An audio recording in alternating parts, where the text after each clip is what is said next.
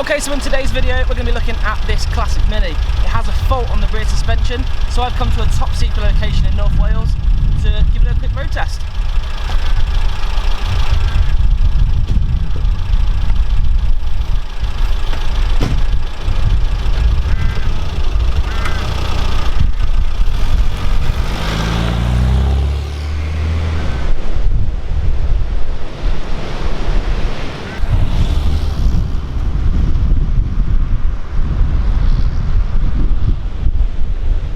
Okay, so this is my first time driving a classic Mini with an automatic gearbox, and quite frankly it's really good. I mean, I'm a big fan of manual transmission. I like to be able to shift through the gears, but it's smooth. I don't need to do anything, just put it into drive and away we go. So I'm just taking this car around the block now, and one of the great things about where I live is the roads are complete crap.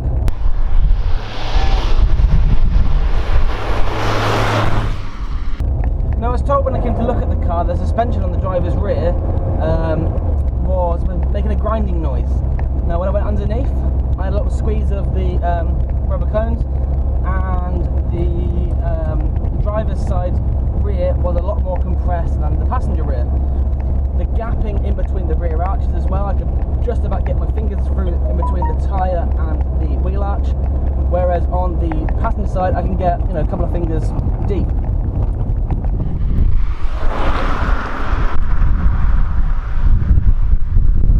Okay, so let's head back to the garage now.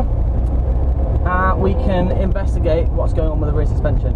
And also I want to look at that front passenger side suspension. There's a bit of a knock. It's a bit of a knocking noise, but it's not the end of the world. It's a Mini at the end of the day, so there are going to be odds and sods that go wrong with the cars. But all in all, it drives really, really nicely. So what I'm going to do is I'm going to get it outside the garage quickly, give it a quick clean over to make sure that when I'm working underneath it, I'm not getting covered in mud, because there's nothing worse than looking up and getting mud in your eyes. And then we can get it into the garage and then take a look.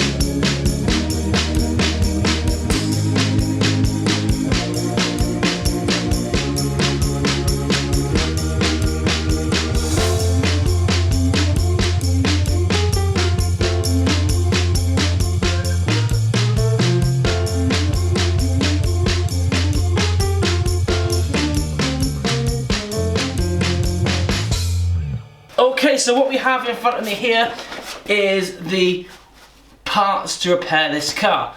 Now, the rear suspension cones have collapsed, meaning that the replacements are going to be required. So I have a pair of brand new rubber cones. On top of that, I'm going to be replacing this older style of high-low kit for a new and improved Mini Sport adjuster ride. The rear radius arms will be getting refurbished with new bearings. I've got a fitting kit for the radius arm because the previous build I did like this, the majority of the bolts snapped. I had to drill them out and it was a nightmare.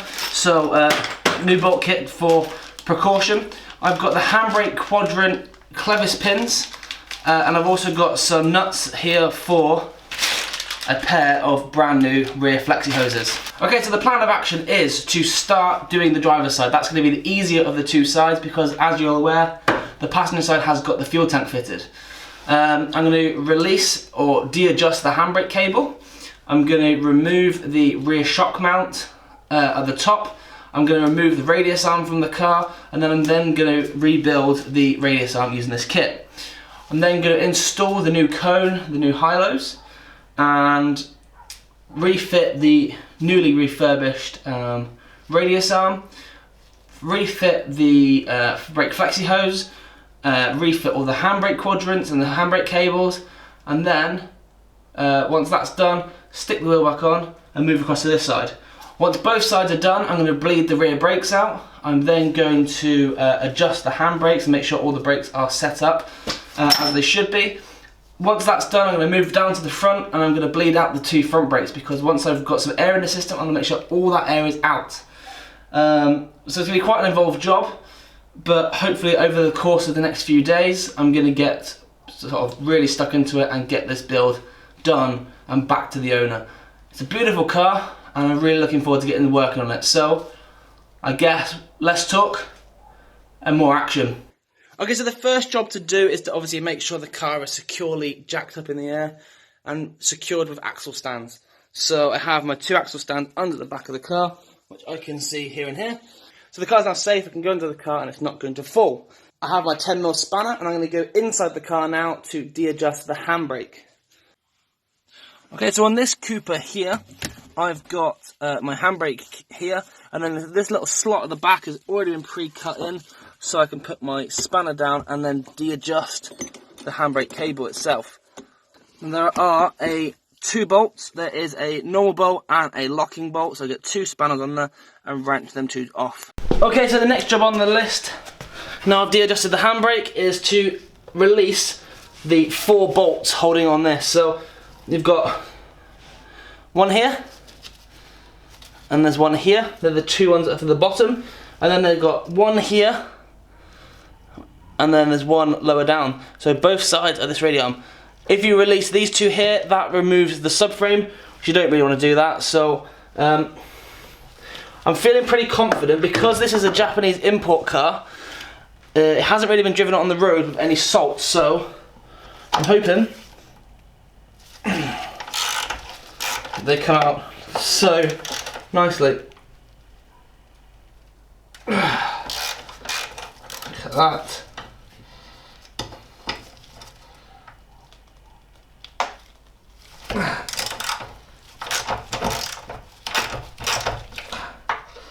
Last one. Whew. So they are a 13 or a 1/2 inch drive. Undo the 4 of those. Before I do any further, I have to release the top bolt from the shock absorber.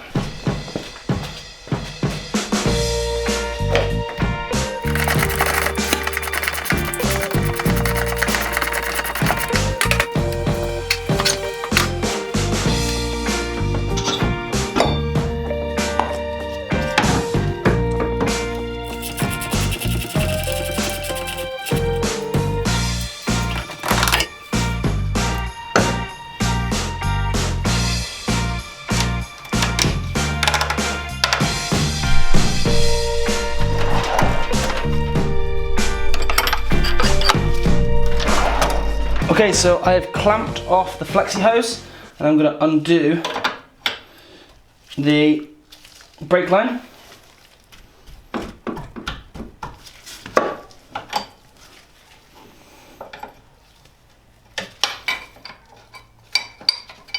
Okay, so you'll be aware that brake fluid is corrosive, highly corrosive, and you do not want to get it on any of the bodywork. So if you get it in your hands or anything, change your gloves or wash your hands.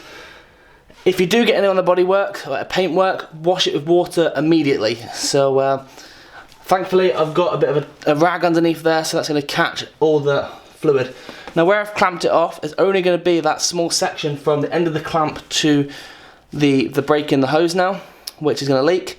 So I'm going to release the nuts off, pull that flexi hose out of the way, and then I can get access to the 4 bolts, and then I've got the inside bolt as well, and that radius arm will then fall out.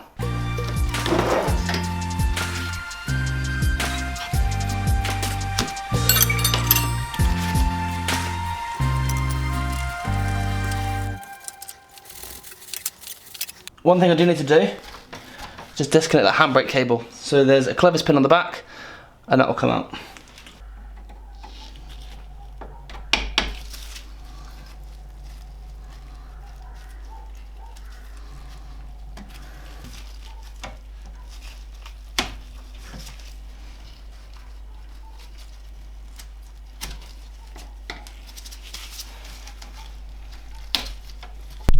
Okay, so I'm lying on my back.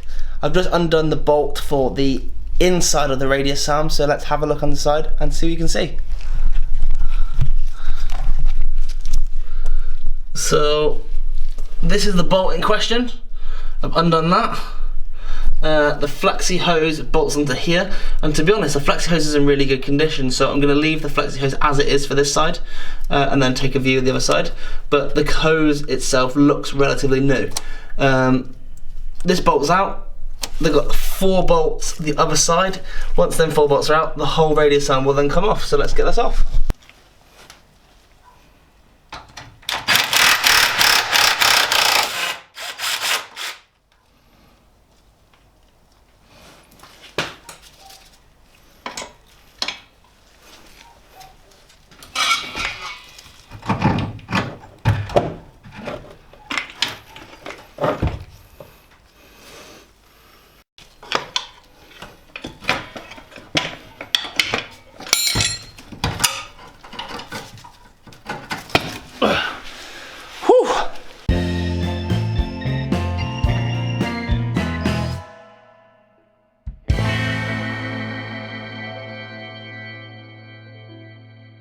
Okay, so the radius arm is now off. So I'm gonna call it a night. I'm gonna go inside, get some sleep, and then tomorrow we're gonna strip down this arm and then start rebuilding the bearings.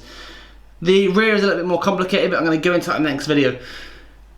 If you have enjoyed this video, please hit the thumbs up button. It really, really means a lot to me. Please comment below any feedback, positive or negative. It's really appreciated, and I can try and implement it into future videos if it is negative. And as always, please subscribe to the channel so you don't miss out on any future content. So that's it from me. I will see you guys next time. Laters, bye!